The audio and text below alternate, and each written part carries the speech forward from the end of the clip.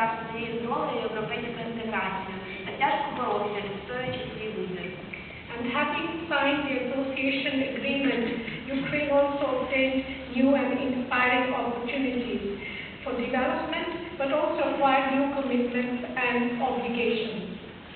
Підписавши угоду про асоціацію, Україна не тільки отримала нові чудові можливості для розвитку, але й взяла на себе додаткові зобов'язання. Promotion of the rights of women and gender equality is among these obligations. And Chapter 21 of the Association Agreement, in fact, stipulates that dialogue and cooperation on social protection, social inclusion, gender equality, and non-discrimination must be strengthened.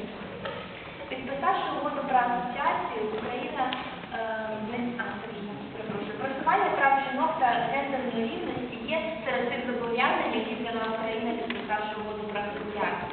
І розділ 21 цієї угоди якраз говорить, що необхідно посилити діалог та співпрацю щодо соціального захисту, соціальної інтеграції, гендерної рівності, а також недискримінації. This obligation, of course, is not entirely new to the country, as the country already has in place a number of policies, programs, and instruments that pave the way towards promotion of gender equality. We all know we have the state program for ensuring equal rights and opportunities. There is also considerable legislation. Ukraine is signatory to the MDGs, various ILO conventions, CEDAW, and of course the Beijing Declaration and Platform of Action. Це зобов'язання не є новим для України, адже країна вже має в своєму розпорядженні низку політик, програм та інструментів, які прокладають шлях до гендерної рівності. Ми знаємо про наявність державної програми із забезпечення рівних прав та можливостей жінок та чоловіків, відповідного законодавства. Україна підписала цілі розвитку тисячоліття, ратифікувала Конвенцію Організації Об'єднаних Націй про ліквідацію всіх форм дискримінації щодо жінок, зобов'язалася виконувати Пекінську декларацію та програму дій. But as we all know, the enforcement and implementation of these instruments is the real challenge, and as a result, gender equality is not as robust as it could be in the country. Проте головним завданням є виконання цих зобов'язань. І, на жаль, гендерна рівність ще не є реальністю в нашій країні. We still have a pay gap. There is also prevailing stereotypes that adversely affect the role and status of women in society, as well as underrepresentation of women in decision-making positions, both in the public and private sectors. Серед таких викликів ми досі маємо розрив у оплаті праці, розповсюджені стереотипи та стигматизоване ставлення. Також низька представленість жінок на рівні прийняття рішень в громадському та державному секторі. However, I am firmly convinced that together we can and we will overcome these challenges and achieve success.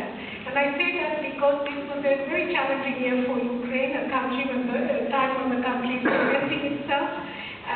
And even so, in such a challenging time, gender equality and women's rights are still in the government's agenda. And my appreciation and congratulations to the Ministry of Social Policy and really personally the commitment of Madame Fedorovich to have ensured this even during these difficult times. Проте я твердо переконана, що разом ми можемо та обов'язково досягнемо успіху. Я говорю це тому, що це був непростий рік для держави. Рік, коли країна дійсно захищала свій вибір і своє місце серед прогресивних держав. Мені особливо приємно, що в цей непростий час гендерна рівність та права жінок залишились на порядку денному уряду. І за це я особливо вдячна Міністерству соціальної політики та особисто шановній пані заступниці міністра.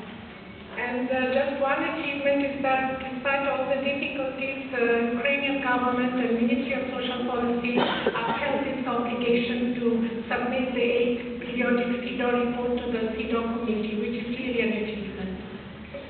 Серед досягнень я б хотіла підкреслити, що незважаючи на складнощі цього року, Україна подала 8-му періодичну доповідь до Комітету ООН з ліквідації всіх форм дискримінації щодо жінок.